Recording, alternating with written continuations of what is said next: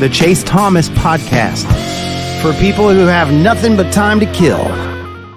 Watch. Something else we're doing during this off-season, sir. Buying or selling Wazzu stock in the post-Pac-12 era, sir? I mean, you have to sell it, right? I mean, it's without being in the Pac-12, like without playing USC and playing Oregon and playing Washington, like why are we going to care about Washington State? Honestly, like it sucks because I love having those college games on the West Coast. Like I swear any other day of the week, like NFL, I'm watching 1:00 games. I'm falling asleep by like 4:30, 5:00 at the start, like first quarter of those 4:00 games. I'm usually falling asleep for a little afternoon nap. Those Saturday night Pac-12 games, like I'm up till 2 a.m. on Saturday night. Like I'm not missing those games. So I'm bummed. But I mean, if they're not going to be in that conference, I don't think I'm going to tune in the same way when Washington State's playing, San Jose State or something like that. It just doesn't. Colorado State. I don't know who they're going to end up playing moving forward.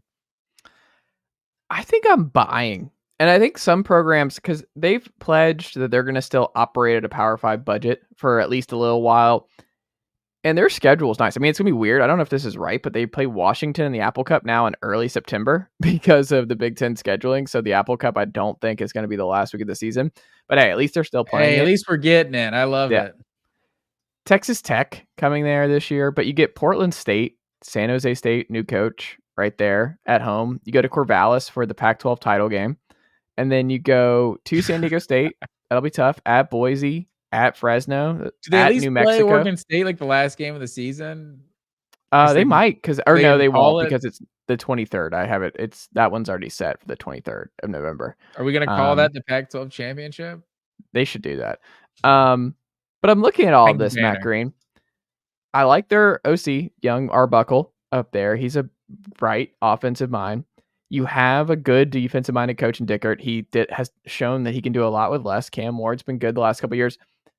Here's what's going to happen for some of these schools that have moved on: Cal to the ACC, Washington to the Big Ten. Like, it's going to be an easy adjustment for some. Like, USC will be fine, I think, in the Big Ten, or like they're going to recruit just fine. Oregon's going to be just fine in the Big Ten. But Wazzu, there's going to be some at-large bids. Like, there's going to be teams that make the playoff that are not a part of this Power 2 era. Wazzu is in a great position when they merge with the Mountain West, if that's what ends up happening here, and we get the Pac-12 rebrand and all that as the Pac-12 with the Mountain West connection.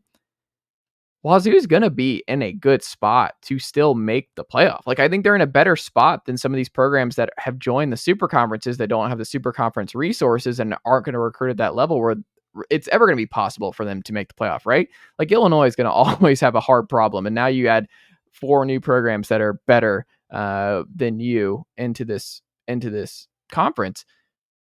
Wazzu gets to hang out in a different kind of schedule. You still get to play a lot of fun regional games. Boise will be fun for them. I mean, Wyoming's close proximity, that'll be fun. I will like to see that. You talk about like not getting Pac-12 after dark.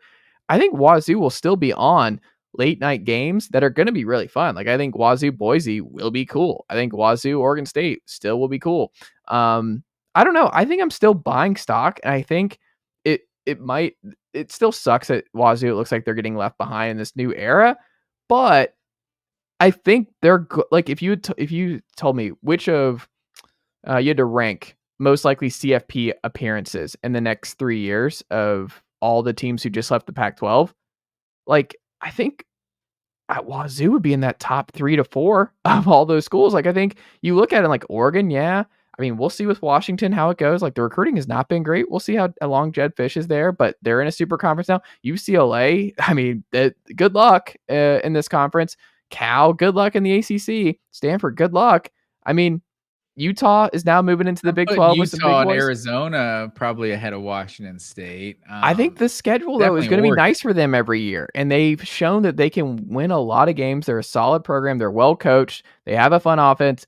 I don't know. I just think Wazzu making the CFP in the next 3 years would not be shocking to me at all. That would not be shocking to you? No. So are you putting them ahead of Oregon State? I think I am. I think I believe more. I don't like the Oregon State internal hire there with Bray. We'll see how that goes. See, It wasn't I would be inspiring. buying Oregon State way ahead of Washington State. They just feel like a way more legit football program. Like I don't know. Washington State's been really, really good over the last 30 years, Matt Green. We've had Cam Ward for the last couple years, and this team still wasn't very good. I mean, they were really good at the beginning. Didn't they fall off a cliff? I don't remember their schedule right away. Here, I think they were like a 6-win team this year. They had a tough schedule, but I'm looking at, let's see, where are they at all time? They're actually, you know what's amazing? Their all time record is 574, 574, and 45. Dead 500, wow. sir. So at least they got that going for them. They're literally the definition. They're the Chargers of the Pac-12. They really are. But I mean, I don't know. You've had the Ryan Leafs, the Bledsoes over the years, obviously. You've had some big time coaches come through there. I don't know. I just think they're gonna be good. Mike Leach was 55-47 there. Jake Dickert is 14-9 to this point. Mike Price, obviously a legendary guy, 83-78 at Wazzu for 13 years. But I don't know. I'm buying some Wazzu stock. You don't have to join me, but I'm buying some Wazzu stock. You're on your own on that one, I'm afraid, sir. Hey, I do have a fun fact for you here when we're talking Pac-12 conference realignment and whatnot. Did you know that the UCLA original mascot was the Grizzlies? I did not know that. The reason they changed it was because they were joining the Pac-8 it was at the time, or whatever it was called at that point. And Montana was already in the conference, couldn't have two Grizzlies in the conference. So they changed the Bruins. Fun fact for you. Interesting. And that's the whole thing when people are talking about, like, how do you leave behind blank? I'm like, well, Montana was left behind at one point. Yeah, everyone gets left behind at some point. Tulane was an SEC school. Yeah, Georgia Tech chose to leave the SEC. Bobby Dodd wasn't feeling it. It just means more. Bobby Dodd, Tech, they weren't ready for it. I guess not, Matt Green. I think it was like a legitimate, like, moral stance he was taking. Like the SEC was cutthroat. They played dirty or something like that, or maybe it was something about the sportsmanship of, like, he legit like didn't want to play in the SEC. Something about morally. I don't know. You can look it up. Bobby Dodd, he made that decision. Probably cost Tech millions of dollars, maybe billions. Well, we'll see. Maybe they find their way in the Super Conference. Who knows? With conference realignment, who knows? Maybe Georgia Tech finds their way into the SEC. I think they're the reason that these ACC schools are trying to get out. It's the teams like Tech that aren't playing serious D1 football. Wow, the Georgia fan really coming out tonight. I'm sorry. It's what they run in the triple option. It's what happened, man. They're not serious. I'm very pro triple option on this program, and I think more should run it, actually. Yeah. Vanderbilt, for instance, like, let Heupel start running the triple option. See how much you like it. No, I mean, we're running. Never mind. I'm not going down this rabbit hole with you.